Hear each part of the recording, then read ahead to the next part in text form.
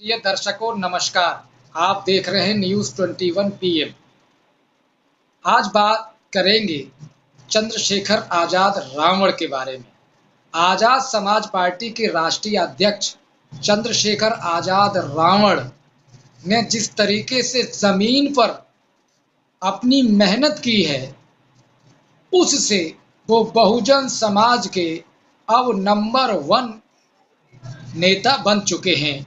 उन्होंने बहुजन समाज के जो अग्रिम पंक्ति के नेता हुआ करते थे, उन सबको पीछे छोड़ दिया है, क्योंकि चंद्रशेखर आजाद रावण की अथक मेहनत प्रयास का नतीजा था कि वो नगीना से सांसद चुन करके आए। अब पूरे उत्तर भारत में मध्य प्रदेश, बिहार, हरियाणा और आंध्र प्रदेश में भी चंद्रशेखर आजाद रावण आजाद समाज पार्टी का दखल हो चुका है। यानी हर जगह उनके प्रशंसक हो चुके हैं और दलित युवा और अल्पसंख्यक युवाओं में चंद्रशेखर आजाद रावण एक फिनोमिना और आइकन बन चुके हैं। चंद्रशेखर आजाद रावण ने इसी श्रृंखला में एक संकल्प रैली में जोरदार भाषण दिया है। इस जोरदार भाषण में उन्होंने अपने गुरु मान्यवर कांशी राम जी के बारे में, जिनको वो गुरु मानते हैं, जिनकी प्रेरणा स्रोत उन्होंने संघर्ष किया, उनके बारे में बताया और नमन किया और उनको याद किया। धन्यवाद। देखिए ये स्पीच और भाषण, और चैनल को सब्सक्राइब करें और चैनल को लाइक करें और इस भाषण को अंत तक देखें। धन्यवाद।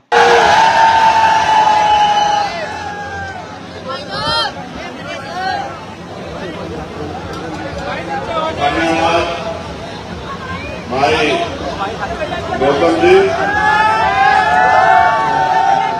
आज क्योंकि मेरे जीवन का बहुत महत्वपूर्ण दिन है,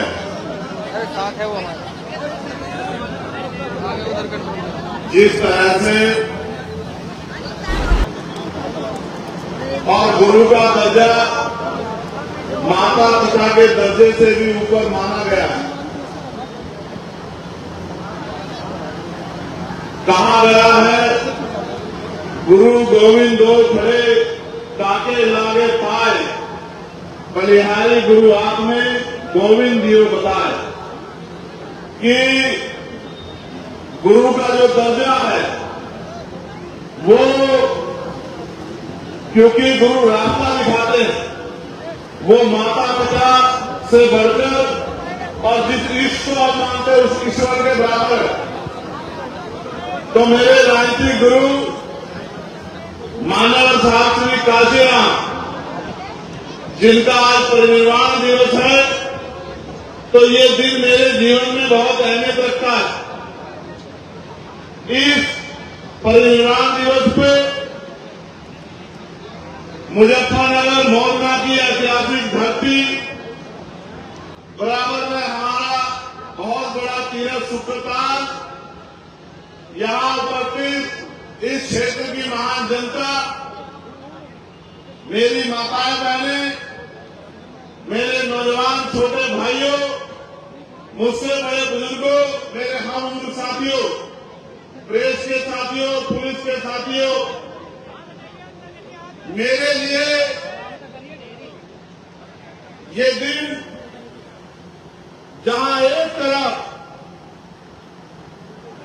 दुख का पीड़ा का दिन है कि हमारे रहबर हमें छोड़कर चले गए,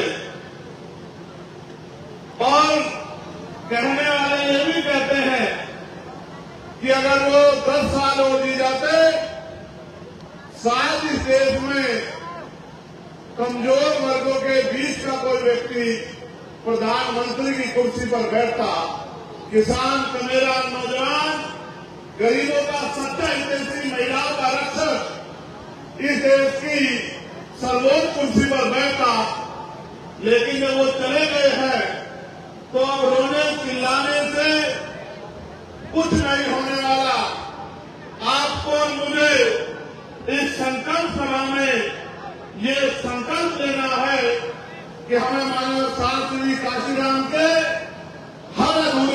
सपने को पूरा करना है। आज इस ऐतिहासिक धरती से हम लोग संकल्प लेते हैं। मैं अपनी बात को शुरू करते हुए सभी धर्मों में जन्मे सभी संतों, गुरुओं, महापुरुषों को नमन करता हूं और उनमें भी राष्ट्रपिता ज्योतिबा फूले, छत्रपति साहू जी महाराज, डॉक्टर बाबा साहब अम्बेडकर, ईवी रामानायकर करियार स्वामी, करियार ललन यादव, बाबू बलदेव प्रसाद कुशवाहा, जननायक कपूरी ठाकुर, चौधरी चरण सिंह जी, महाराज रामसूर वर्मा, संतराम बीए प्रजापति, वीरांगना उदयदेव कौशी, मां सरकारी बाई, मां अहिल्याबाई होलकर, मान्यवर दीना भाना वाल्मीकि और मान्यवर साहब काशीराम जी को मैं आज ऐतिहासिक दिन नमन पुनः करता हूं। आज इस चुनावी सभा में मुझे आपके बीच आने का मौका मिला है। आप ये जानते हैं कि मैं कोशिश करता हूं कि छुट्टी ना हो और उसके पीछे एक ही कारण है कि मैं मानता हूं कि अभी काम बहुत बाकी है और जब तक वो काम पूरा नहीं होता तब तक हम लोगों को रुकना नहीं है।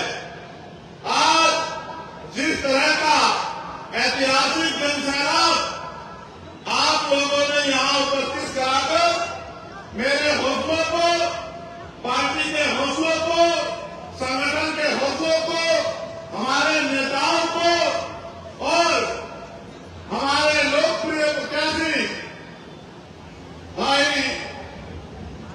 जाहिद जी को जिस तरह का मनोबल बढ़ाने का काम आपने किया है, मैं इस क्षेत्र की महान जनता का भी दोनों हाथों से बहुत बहुत धन्यवाद करता हूं। आप जानते हैं मैं लगातार भ्रमण करता रहता हूं और एक खुशी इस बात की है कि जहां दूसरी तरफ हर पार्टी आर्थिक रूप से बड़ी सक्षम है, उनके कार्यकर्ताओं में बड़े बड़े साधन संसाधन हैं, उनके पास मीडिया को देखने के लिए तमाम तरह के ऐड हैं, व्यवस्थाएं हैं।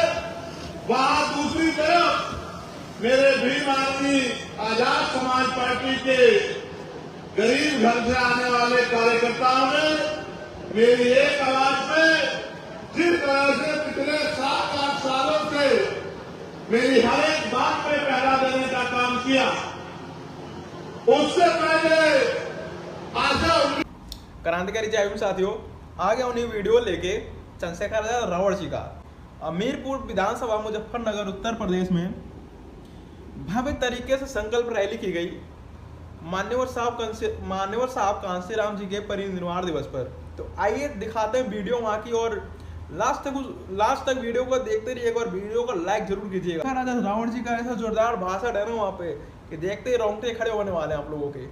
तो please watch this video to end. करता हूँ कि अगर कोई ईमानदारी से काम करता है तो समाज उसका साथ देता है। इसी तरह का प्यार नगीना में भी आपने मुझे दिया।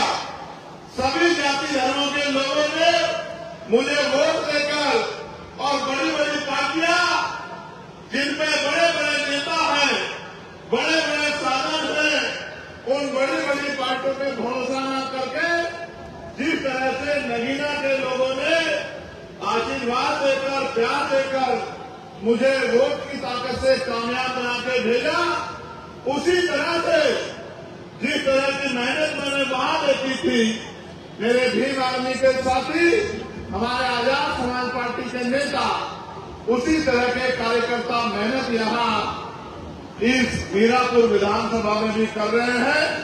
मेरा विश्वास है जिस दिन चुनाव अनाउंस होगा और वोट पड़ेंगे और परिणाम आएगा, मैं संकल्पित हूं इस मिट्टी के आशीर्वाद से कि मीरापुर विधानसभा हम लोग कम से कम 20,000 वोटों से जीत के जाएंगे। इस बात का मुझे बहुत सम्मानित साथियों, चुनाव लड़ेंगे तो जाहिर ये सच है, लेकिन चुनाव लड़ाएगा उनको एक क्षेत्र, चुनाव लड़ाएंगे उनको पार्टी के संगठन के कार्यकर्ता और नेता। और इस मंच पर उपस्थित हमारी पार्टी के सभी सम्मानित नेताओं का भी मैं यहाँ पहुंचने पर धन्यवाद करता हूं। जो प्रभारी यहाँ लगाए गए हैं उनकी मेहनत का भी मैं धन्यवाद करता हूं। जितने साथी जो टिकट की दौड़ में थे और जो चाहते थे उन्हें मौका मिले, लेकिन उन्होंने जिस तरह की वफादारी पार्टी के साथ दिखाई है, मैं उनको संकल्प लेके कहता हूं कि आपके अधिकारों के साथ किसी भी तरह का नुकसान हम लोग नहीं होने देंगे। इस बात का भी मैं आप लोगों को वचन देता हूं।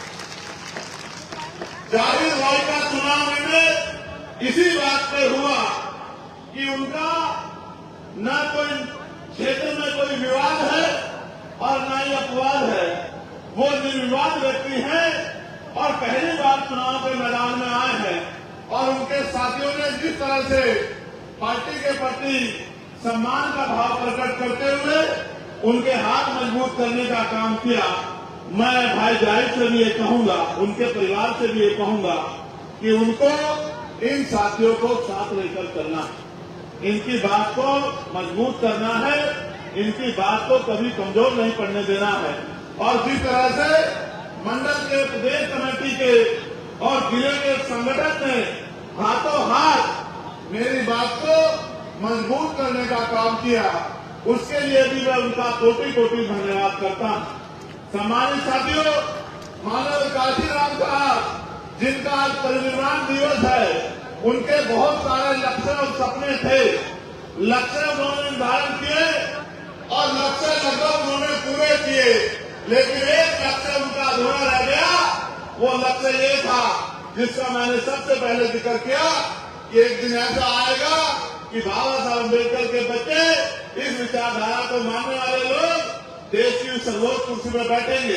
उनकी औलाद होने के नाते, उनके अनुयायी होने के नाते मेरी आपकी हर सबकी जिम्मेदारी रहती है कि हम उनके अधूरे सपने को पूरा करें। करना चाहिए नहीं करना चाहिए बताओ?